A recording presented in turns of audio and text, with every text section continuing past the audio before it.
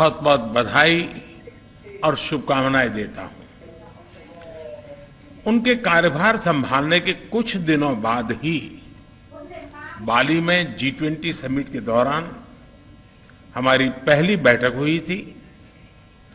Friends, हमारी आज की चर्चाएं बहुत ही सार्थक और बहुत ही उपयोगी रही।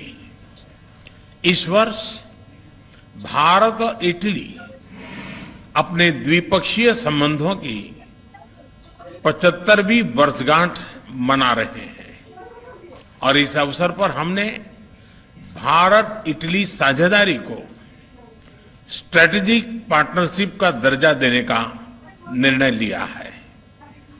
हमने अपने आर्थिक संबंधों को और सुदृढ़ करने पर जोर दिया।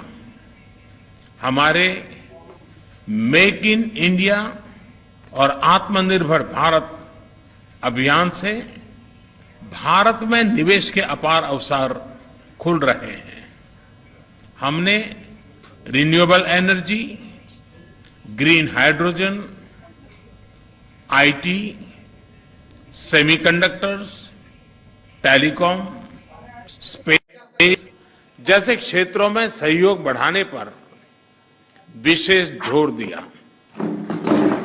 भारत और इटली के बीच एक स्टार्टअप ब्रिज की स्थापना की घोषणा आज हम कर रहे हैं, जिसका हम स्वागत करते हैं।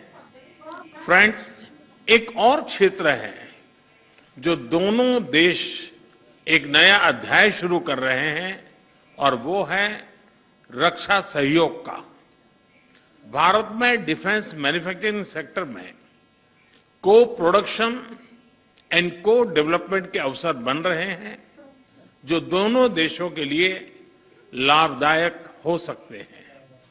हमने दोनों देशों की सेनाओं के बीच नियमित रूप से ज्वाइंट एक्सरसाइज और ट्रेनिंग कोर्सेज आयोजित करने का भी निर्णय लिया। आतंकवाद और अलगाववाद के खिलाफ लड़ाई में भारत और इटली कंधे से कंधा मिलाकर चल रहे हैं। हमने इस सहयोग को और मजबूत करने पर विस्तार पूर्वक चर्चा की। फ्रेंड्स, भारत और इटली के बीच सदियों पुराने सांस्कृतिक और पीपल टू पीपल संबंध है। हमने वर्तमान अवस्था का अनुसार इन संबंधों को एक नया स्वरूप और नई ऊर्जा देने पर विचार विमर्श किया।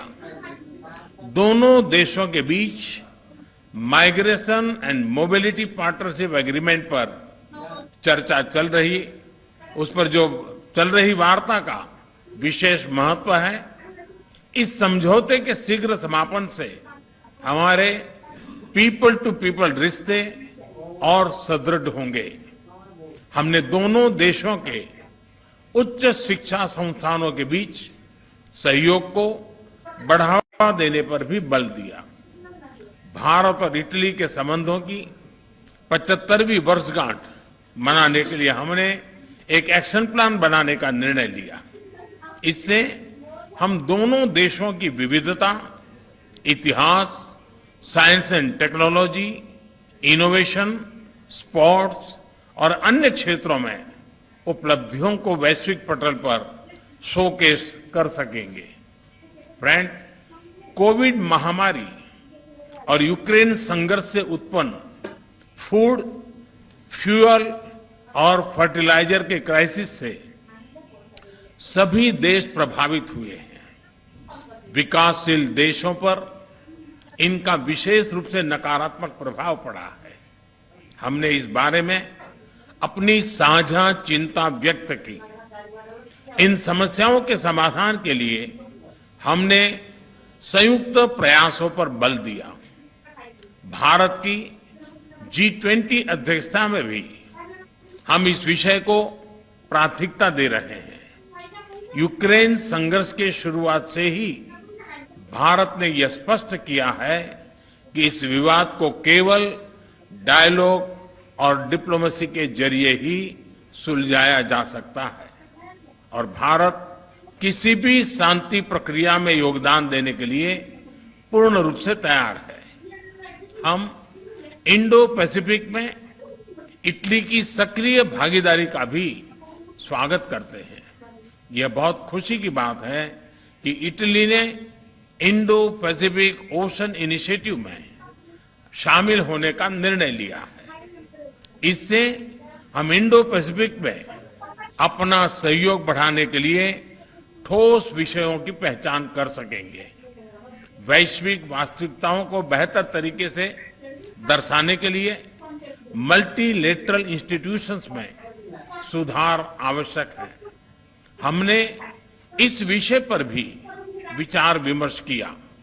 एक्सेलेंसी, आज शाम आप रायसीना डायलॉग में चीफ गेस्ट के तौर पर शामिल होंगी। वहां आपका संबोधन सुनने के लिए हम सभी बहुत उत्सुक हैं। आपकी इस भारत यात्रा और हमारी उपयोगी चर्चा के लिए आपका, आपके डेलीगेशन का बहुत बहुत धन्यवाद। Your excellency, prime minister Meloni, दोनों देशों के डेलीगेट्स, मीडिया के साथियों, नमस्कार।